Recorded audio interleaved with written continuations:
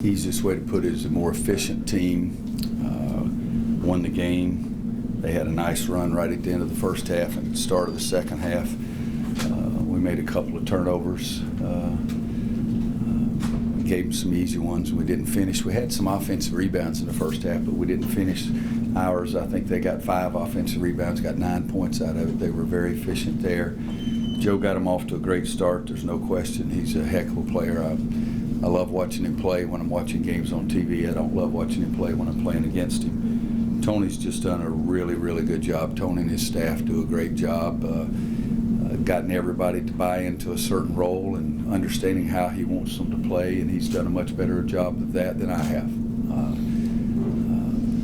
Struggled to shoot the ball again tonight, 4 of 15 from 3, 5 of 12 from the foul line. That hurts you.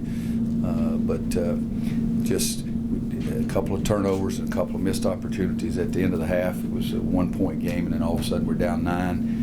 And then the first part of the second half, they get Toby makes one, and Marcus makes one, and they get an offensive rebound and score, and then we make a mistake on Joe coming off the screen, and Leslie leaves Brogdon in the corner, and Brogdon makes a 3. I mean, it's just they make you pay when you make a mistake, and that's a sign of a very good basketball team and a very well-coached basketball team. We've taken advantage of things in the past, and we're not, right now at this point, taking advantage of mistakes when other people make them as well as we need to do it. But very frustrating to say the least, but it's college basketball. Right.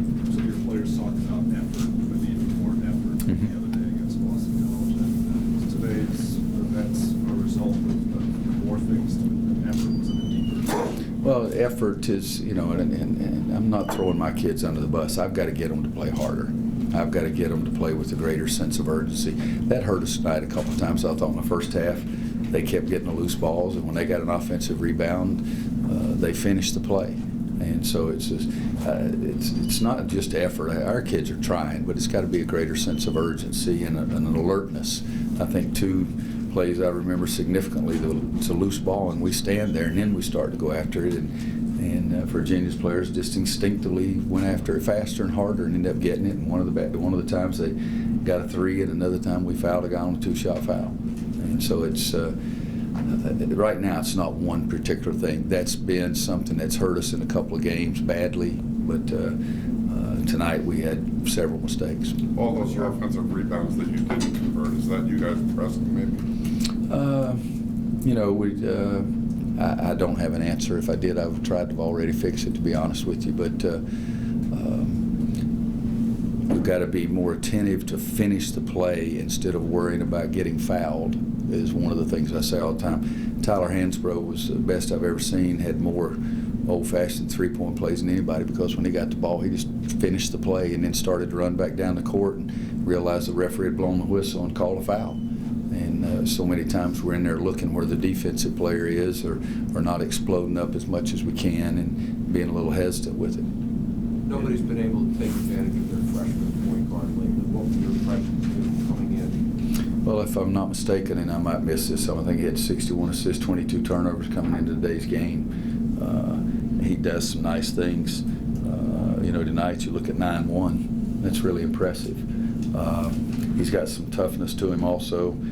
Shoots 2 threes, made both of them. Came up with a couple of nice steals for them. He's really playing well as a freshman. He doesn't realize he's a freshman. He's playing very well. In that run at the end of the first half and then into a little bit of the second half, did you notice anything on the defensive end that was particularly giving in? Well, it's a 1-point game, and one turnover led to a fast break, and one turnover led to another score. I think they scored off both turnovers there. So I don't think it was necessary. It's hard to defend when they're running a break, when our defense is set. And then, the last play, the freshman, I don't know if I'm pronouncing Perante, I'll just call him London, okay? I think he's the one that made the big 3 right before the half, too. And, it's sort of like a dagger is what it is. And then start of the second half, we gave him 2 easiest shot inside in front of the low post. He turned around and scores from 2 inches, and then we score, and then we come back down. And if I'm not mistaken, we give up an offensive rebound, and they score, and then we make a mistake on the switch on Joe. So failure to box out, failure to get around in front, and failure to make a switch. So it's 3 different mistakes, but yeah, 3 mistakes. Coach, you kept Leslie McDonald on the bench for a stretch of 8 or 9 minutes in the second half. What went into that decision? Just didn't feel like he was shooting the ball in the hole, didn't feel like he was playing well, wanted to give somebody else a chance. I said last week that I didn't think Leslie had played well enough to deserve, but I wasn't going to the opportunity to start, but I wasn't just going to sit around and do nothing. And you know, if guys get an opportunity to start, you better act like you're Lou Gehrig. You're not old enough to know who the dickens that is, but if you give me a chance to start in front of somebody, I'm going to play my butt off and try to make sure that I stay there. And that has not happened yet. Whether it was Kennedy for 2 games, Bryce for 2 games, Leslie for 2 games. You know, and Leslie shot the ball great in practice, but the defenses are aimed at him. They know he's supposed to be a shooter, so they're doing some things. He's got to get a little bit better shot selection. I did get frustrated with him because we work on beginning to dribble every day in practice, and have a walking violation, traveling violation, just beginning to dribble was not very smart. Coach, Tony said you mentioned not liking the tempo early in the game before settling down. Mm-hmm. Was that pace what you wanted early, and what happened after that? They did a better job of settling down. They're hard to, when you look at it, they only have 8 turnovers. I mean, because they have 3 guys on the perimeter that really do a nice job of handling the ball. I mean, Brogdon's a point guard, London's a point guard, Joe, I don't know what Joe ended up, 4-0. You know, they have 3 ball handlers. They're a very unselfish team. They very much understand who they are. I mean, I'll tell you a guy that I love, Kill Mitchell. He plays 30 minutes as a senior and he takes 5 shots. But you look down, he has 11 rebounds. He picked the ball up off the floor between 2 of our guys and laid it up. But he was the one down there on the floor sooner.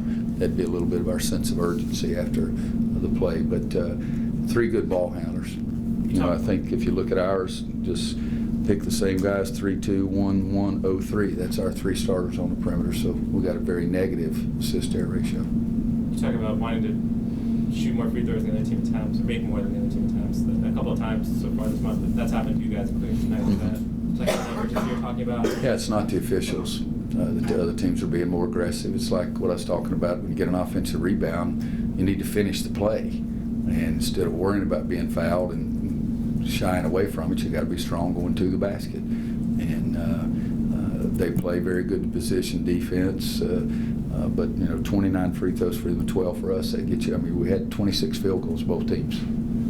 But they were, and again, I'm not saying anything about the officials. It's Virginia's good play. They're aggressive play. Coach, what does your team need to do to improve on their perimeter defense? Guard the basketball better, help better, pressure on the ball. Usually, I mean, everything. I mean, you know, sometimes I think we're getting better, and then didn't feel like we were getting better defensively tonight.